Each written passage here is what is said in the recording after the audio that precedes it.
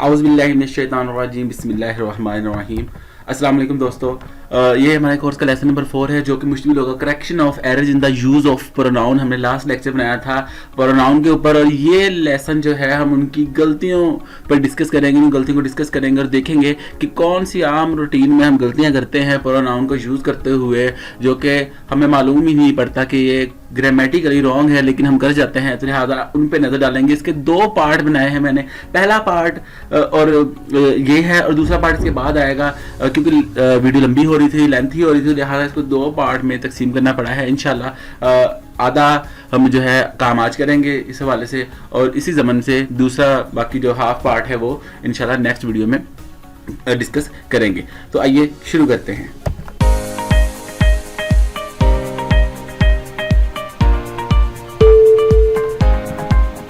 हाँ जी, सबसे पहले मैं एक चीज़ रिवाइज करवा देना चाहता हूँ आप सबको, वो है कि हमने पढ़े थे सब्जेक्टिव प्रोनाउंस और ऑब्जेक्टिव। सब्जेक्टिव में हमने ये पढ़ा था कि सब्जेक्टिव प्रोनाउन जो है वो आम तौर पे स्टार्ट में आते हैं और ये सिंपल किसी न किसी बंदे को रिप्रेजेंट कर रहे होते हैं, I, we, you, he, she, it, they वगैरह। और इसी तरह इन्हीं से बनने वाले कुछ ऑब्जेक्टिव प्रोनाउन होते हैं जो कि आम तौर पर फिक्रे के लास्ट में लिखे जाते हैं। जैसे कि आई से बनने वाला जो ऑब्जेक्टिव प्रोनाउन है वो है मी, इसी तरह वी से बनने वाला अस, और यू ही रहता है, ही हिम में चला जाता है, इट भी एज इट ही रहता है, शी का ऑब्जेक्टिव हर है और दे का देम है। तो ये आप ज़हन नशीन कर लें, इनको दोबारा देख लें एक दफ़ा, क्योंकि इसी को हमें आगे अब लेके चलना है। तो पहली करेक्शन जो है, always use subjective form after the verb B. अब बी वर्ब जो है वो इज हो सकता है, एम हो सकता है, आर, वॉज या वर हो सकता है। तो लिहाजा जब भी इज, एम, आर, वॉज, वर आ जाए तो इसके बाद हमेशा आपने सब्जेक्टिव फॉर्म यूज करनी है। एग्जाम्पल देखें, I thought it was him, मुझे लगा कि ये वो था, लेकिन हिम नहीं यहाँ पे आया क्योंकि हमने वॉज लगाया है, और वॉज क्योंकि बी वर्ब की कैटेगरी में आता है। तो लिहाजा इसके बाद हम ऑब्जेक्टिव नहीं यूज करेंगे बल्कि सब्जेक्टिव फॉर्म यूज करेंगे। तो करेक्ट ये होना चाहिए, I thought it was he.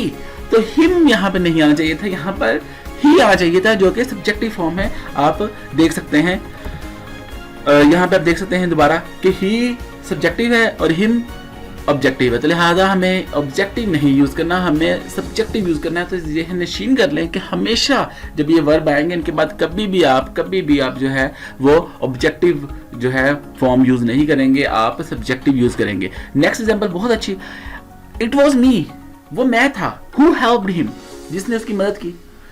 तो हमने ये फिक्रा बहुत दफा बोला हुआ, it was me, it was me, it was me, जो कि टोटली रॉन्ग है। मी जो है ये ऑब्जेक्टिव फॉर्म है, यहाँ पर मी नहीं होना चाहिए, यहाँ पे होना चाहिए it was I who helped him, वो मैं था जिसने उसकी मदद की। ठीक है, तो वाज के बाद आई लगा है, हिम भी प्रोनाउन है लेकिन इसको यहाँ पे हम उसको डिस्कस नहीं कर रहे। हम डिस्कस कर रहे हैं कि जो was, were, is, am, are के बाद यूज होंगे प्रोनाउन वो कौन से होंगे। तो वो हमेशा आप ये ज़हन में रखें कि वो सब्जेक्टिव होंगे। तो इट वॉज मी, वो मैं था, ये गलत है। हम आम रूटीन में बोलते हुए भी यही कहते हैं, it was me, it was me. बहुत अच्छे खासे पढ़े लिखे लोग ये मिस्टेक कर जाते हैं, लेकिन ये होना चाहिए it was I who helped him. तो पहली करेक्शन ये है कि हमेशा आपने सब्जेक्टिव फॉर्म यूज करनी है इन वर्ब के यानी हेल्पिंग वर्ब्स के बाद। नेक्स्ट सेकंड करेक्शन जो है, always use subjective form of after than, as. Than और एज के बाद भी आपने हमेशा सब्जेक्टिव फॉर्म ही यूज करनी है। ये भी बहुत आम होने वाली मिस्टेक है। एग्जांपल्स देखिए, ही इज टॉलर देन मी, वो मुझसे लंबे कद का है, दराज कद का है या लंबा है। तो हम आमतौर पे ये बोलते हैं ही इज टॉलर देन मी, जो कि रॉन्ग है। देन आ गया है तो मी नहीं आएगा, he is taller than I, जो बोलने में तो बहुत ही ऑकवर्ड लग रहा है लेकिन यही करेक्ट है, बिल्कुल करेक्ट है। ठीक है, हमेशा जब देन और एस लगेगा तो आपने उसके बाद भी सब्जेक्टिव फॉर्म यूज करनी है। Next example, she is as intelligent as him, him जो कि ऑब्जेक्टिव है, हमें यहाँ पे ऑब्जेक्टिव नहीं यूज करना, हमें यहाँ पर सब्जेक्टिव यूज करना है।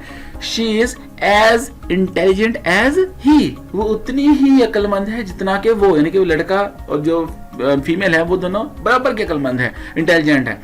तो लिहाजा यहाँ पर भी आपने ज़हन रखना है, ज़हन नशीन कर लेना है कि देन और एज के बाद जो यूज होंगे प्रोनाउन वो हमेशा आपने सब्जेक्टिव फॉर्म वाले यूज करने हैं। ये हमारी सेकंड करेक्शन थी। नेक्स्ट चलते हैं थर्ड करेक्शन पे। Always use objective form after verb and preposition. अच्छा, अब वर्ब यानी एक्शन वर्ब, ठीक है। जो पीछे हमने वर्ब किए इस्तेमाल वो बी की फॉर्म वाले थे, यानी कि हेल्पिंग वर्ब कह सकते हैं आपको, वो मुख्तलिफ जगहों पे हेल्पिंग वर्ब के तौर पे भी इस्तेमाल होते हैं। यहाँ पे जो वर्ब जिनकी बात हम कर रहे हैं ये एक्शन वर्ब हैं, जो कोई काम करते हैं, इनकी फॉर्म होती है फर्स्ट सेकंड थर्ड फॉर्म, ठीक है। उनके बाद और प्रेपोजिशन के बाद अब आपने जो है कौन सी फॉर्म यूज करनी है, आपने ऑब्जेक्टिव फॉर्म यूज करनी है। Ali invited you and I to party. Ali ने तुम्हें और मुझे पार्टी में मदऊ किया, जो कि रॉन्ग है। Ali invited you and me to party. Ali ने तुम्हें और मुझे जो है दावत में मदऊ किया। तो यहाँ पे आप देख सकते हैं ऊपर इनवाइटेड, क्योंकि सेकंड फॉर्म आ गई है, एक वर्ब है इनवाइट से सेकंड फॉर्म इनवाइटेड, तो यू और आई इनकी आप ऑब्जेक्टिव फॉर्म यूज करेंगे, ना कि सब्जेक्टिव। अच्छा, अब आप देख रहे हैं कि यहाँ पे यू को भी हाईलाइट किया है। देखिए यू को इसलिए हाईलाइट किया है कि यू की जो है सब्जेक्टिव और ऑब्जेक्टिव फॉर्म एक ही है, सेम ही है, ठीक है। तो जो ऊपर यू लिखा हुआ है वो आप ये समझ सकते हैं कि वो आपके पास सब्जेक्टिव लिखा है, और जहाँ निचली लाइन में करेक्ट करके मैंने ब्लू में लिखा है तो वो आपके पास जो है वो ऑब्जेक्टिव फॉर्म आ गई है। नेक्स्ट आप देख सकते हैं he was against we, no, she was against we नहीं, she was against us होगा, क्योंकि अब देखें हमारे पास अगेंस्ट जो है प्रेपोजिशन आ गई है, ठीक है। टू, फ्रॉम, अगेंस्ट, ये सब प्रेपोजिशन होती हैं। तो क्योंकि प्रेपोजिशन आ गई तो प्रेपोजिशन के बाद भी आपने जो है ऑब्जेक्टिव फॉर्म यूज करनी है, ये आप ज़हन-नशीन कर लीजिए। जो हमारी देखिए यहाँ पे आपको दिखा सकता हूँ मैं, ये मैंने यहाँ पे भी रिवीजन दोबारा लिखी है, यू और यू मैंने हाईलाइट की है ग्रीन कलर से। ये इसलिए हाईलाइट की है कि आपको पिछली एग्जांपल में मैंने दिखाया था कि यू को मैंने पहले रेड से लिखा है, फिर मैं ब्लू से लिखा है, तो वो इसलिए कि ये दोनों ही फॉर्म में ऑब्जेक्टिव और सब्जेक्टिव दोनों फॉर्म में ही यू एज इट रहता है, ये चेंज नहीं होता, तो लिहाजा इसलिए मैंने आपको ये दोबारा एक दफ़ा दिखा दी। जी, नेक्स्ट करेक्शन जो है हमारी है always use objective form of pronoun after let, between, for, except etcetera. इनके बाद जो है आपने हमेशा ऑब्जेक्टिव फॉर्म यूज करनी है। Let me do this work, हमें ये काम करने दो, नो, लेट आ गया है तो आपने late us do this work, तो आपने यहाँ पर जो है ऑब्जेक्टिव फॉर्म यूज करनी है, क्योंकि वही सब्जेक्टिव है। देखने में तो ये भी ठीक लग रहा है, let we do this work, ठीक है, लेकिन नहीं, ये रॉन्ग है। आपने ऑब्जेक्टिव फॉर्म यूज करनी, let us do this work.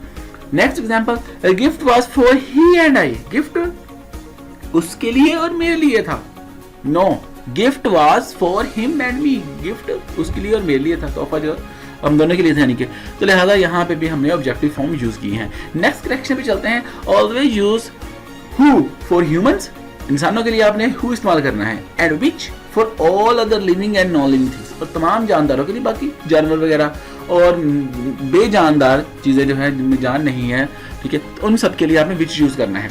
Examples देख सकते हैं, the boy who sings well, वो लड़का जो अच्छा गाता है, ठीक है। यहाँ पे देखो लड़का ह्यूमन है, ठीक है, तो यहाँ हमने हु इस्तेमाल किया है।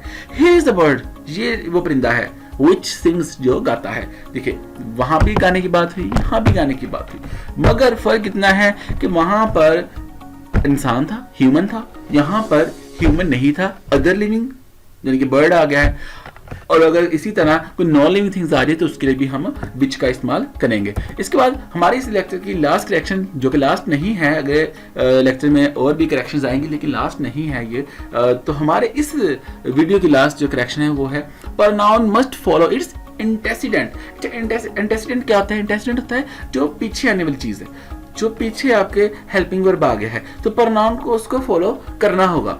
तो देखिए जरा एग्जांपल, वो क्या है, he should do his duty, उसे अपना फर्ज अंजाम देना चाहिए, ठीक है। अच्छा, अब ही को देखना है हमने, ही इंटेसिडेंट है, ही भी एक प्रोनाउन है, ठीक है, तो उसको देखते हुए अगला प्रोनाउन अगर हमें लिखना हुआ जरूरी है लिखना, तो वो हम उसको देखते हुए लिखेंगे। ही एक सब्जेक्टिव फॉर्म है और इसकी ऑब्जेक्टिव फॉर्म हिज बनती है, तो हमने इंटेसिडेंट को देखा ही, तो हम इसके साथ हर नहीं लगा सकते, हम इसके साथ मी नहीं लगा सकते या देर नहीं लगा सकते, क्यों? हमने एंटेसिडेंट को देखना है, तो एंटेसिडेंट जो है वो ही है, तो लिहाजा उस लिहाज से हम इज लगाएंगे। Next example, they should do their duty, वही दे आ गया है तो देर हो जाएगा, दे सब्जेक्टिव फॉर्म है, देर उसकी ऑब्जेक्टिव फॉर्म है, तो लिहाजा हमने एंटेसिडेंट को देखा जो कि दे है, तो उस लिहाज से हमने प्रोनाउन इस्तेमाल किया देर, उसकी दूसरी objective form. One should do once duty, ये भी एक गलती होती है, one should do his duty लोग कहते हैं, हिज ड्यूटी, ठीक है वो लड़का हो सकता है, अच्छा यहाँ पे वंस ही क्यों लगा है? अच्छा वंस की वजह ये है कि one should do once duty, ये मेल फीमेल कुछ भी हो सकता है, हम हिज या हर नहीं लगा सकते यहाँ पे, तो one should do once duty. तो अगर इस तरह के भी वर्ड्स आते हैं तो आपने उसी के साथ जो है पोस्टोफी लगा के उसकी ड्यूटी को या उसकी चीज़ को या काम को शो कर देना है। तो लिहाजा ये हमारी थी लास्ट करेक्शन।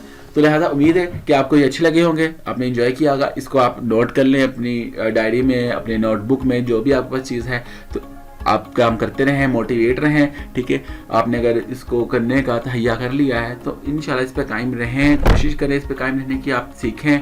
और जिस तरीके से इंशाल्लाह यहाँ पे आपको सिखाया जाएगा, जिस तरतीब से लेके जाया जाएगा, अगर आपको कुछ यहाँ पर चीज़ें प्रॉब्लम कर रही हैं तो आप ज़रूर मुझसे कमेंट में पूछें, ठीक है। आगे चल के मज़ीद इन चीज़ों को हम आगे इस्तेमाल होती रहेंगी, हम टेंसेस करेंगे, एक्टिव, पैसिव, कंडीशनल, तमाम हम फुल ग्रामर इंशाल्लाह करेंगे। हमें छोटी छोटी एग्जाम्पल्स लेके आता हूँ ताकि बिल्कुल जो ज़ीरो से स्टार्ट हुए हैं, जिनको पहले ग्रामर के बारे में बिल्कुल नहीं इल्म, थोड़ा बहुत भी, तो वो भी कर सकते हैं, छोटे बच्चे भी कर सकते हैं, मिडिल क्लास के, मैट्रिक तो फिर कर ही सकते हैं इंशाल्लाह। इंटरमीडिएट इसकी कोई हद नहीं है, छोटी एग्जाम्पल लाने का ही मकसद है आप इजीली समझ जाएं। इसके बाद हम इंशाल्लाह